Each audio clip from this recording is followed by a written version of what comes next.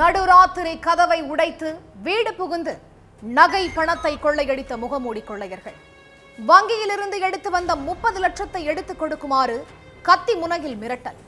சிறிது நேரத்தில் வீடு மாறி வந்து விட்டதாக மன்னிப்பு கேட்ட வினோத கொள்ளையர்கள். வீடு மாறி வந்து விட்டோம் என்றால் உண்மையிலேயே கொள்ளையர்கள் யாருடைய வீட்டை குறிவைத்தார்கள்? 5 நாட்களுக்கு முன்பு ஓய்வு பெற்ற VAO வீட்டில் கொள்ளையடித்த அதே கொள்ளை கும்பல்தான் மறுபடியும் கொள்ளை சம்பவத்தை அரங்கேற்றினார்களா? பின்னணி என்ன?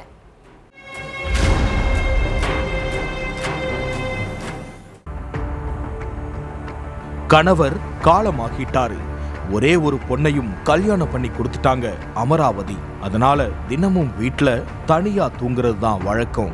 அப்படிதான் சேலம் வடக்கு காடு பகுதியில உள்ள தன்னோட வீட்டுல நைட்டு தூங்கிட்டு இருந்திருக்காங்க. இரவு 1 மணி இருக்கும்.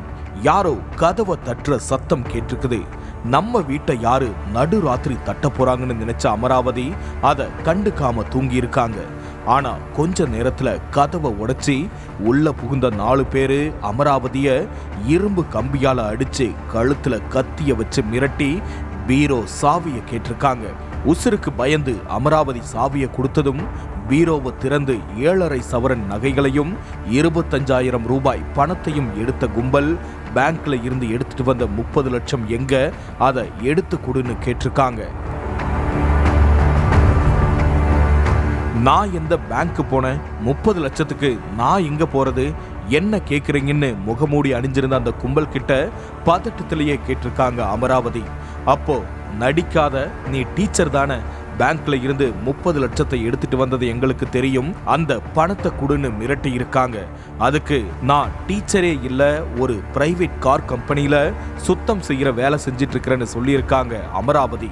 அப்போ நாம வந்தது டீச்சர் வீடே இல்லங்கிறத புரிஞ்சுக்கிட்ட முகமூடி கொள்ளையர்கள் சாரி, அட்ரஸ் மாத்தி வந்துட்டோம்னு அமராவதி கிட்ட மன்னிப்பு கேட்டதோட கொள்ளையடிச்ச விஷயத்த போலீஸ்ல சொன்னா உன்னோட உயிரையே எடுத்துருவோம்னு மிரட்டி இருக்காங்க. அந்த நேரம் கல்லுக்குள்ளையும் ஈரம் உண்டுங்கிற மாதிரி அமராவதி பீரோவில் இருந்து எடுத்த நகைகளையும் பணத்தையும் அவங்க கிட்டேயே கொடுத்துடலாம்னு 2 கொள்ளையர்கள் சொல்லியிருக்காங்க. ஆனா மற்ற 2 கொள்ளையர்களும் அது எப்படி, இவ்வளவு தூரம் வந்துட்டு வெறுங்கையோடவா போக முடியும், எப்படியும் கொள்ளையடிச்ச விஷயம் வெளியே தெரியதான் போகுது, அதனால நகை பணத்தை எல்லாம் கொடுக்க முடியாதுன்னு சொல்லியிருக்காங்க. அதுவும் சரிதான்னு நினைச்ச கொள்ளையர்கள் 4 பேரும் அமராவதி வாயில துணிய வச்சு கை கால்களை கட்டி போட்டு பெட்ரூம்குள்ள வச்சு லாக் பண்ணிட்டு அவங்களோட செல்போனையும் எடுத்துக்கிட்டு எஸ்கேப் ஆகிட்டாங்க. காலையில அமராவதி வீட்டுக்கு வந்த பக்கத்து வீட்டுக்காரர் குணசேகரன் அவங்கள பல முறை கூப்பிட்டு பார்த்திருக்காங்க. ஆனா அவங்க குரல் கேட்கவே இல்லை. அடுத்து அமராவதியோட செல்போன் எண்ணுக்கு போன் பண்ணினாலும் சுவிட்ச் ஆஃப்னு வந்திருக்குது.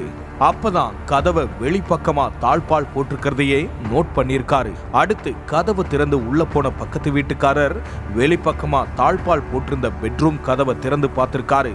அப்போ உள்ள கை கால்கள் கட்டப்பட்டு கிடந்த அமராவதியை அவிழ்த்து விட்ட குணசேகரன் என்ன நடந்ததுன்னு கேட்டிருக்காரு. நைட்டு நடந்த எல்லா விஷயத்தையும் அமராவதி சொன்ன பிறகு போலீஸுக்கும் தகவல் கொடுத்திருக்காங்க.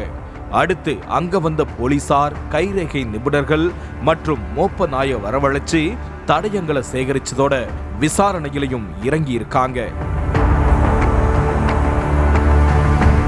அமராவதி வீட்டுக்கு முகமூடி கொள்ளையர்கள் கொள்ளையடிக்க வரலன்னா கொள்ளையர்கள் குறிவச்ச அந்த டீச்சர் யாரு, அந்த டீச்சரோட வீடு எங்க இருக்குது, அவங்க எந்த வங்கியில இருந்து 30 லட்சம் பணம் எடுத்தாங்க, அந்த டீச்சர் பேங்க்ல இருந்து பணம் எடுத்திருக்காங்க அப்படிங்கிறது அந்த கொள்ளை கும்பலுக்கு எப்படி தெரியும்னு பல கோணத்துல விசாரிச்சிட்டு இருக்காங்க.